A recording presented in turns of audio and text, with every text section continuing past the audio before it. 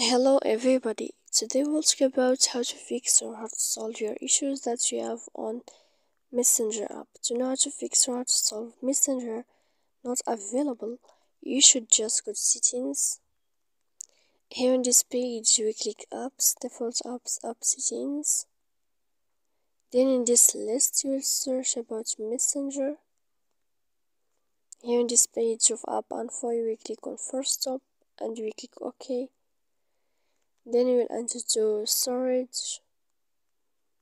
After that we click clear cache, and in the end of all these steps then you can go to your Play Store. You will search about Messenger. When you will find it you can click to update your app. So please don't forget to support us by like and subscribe.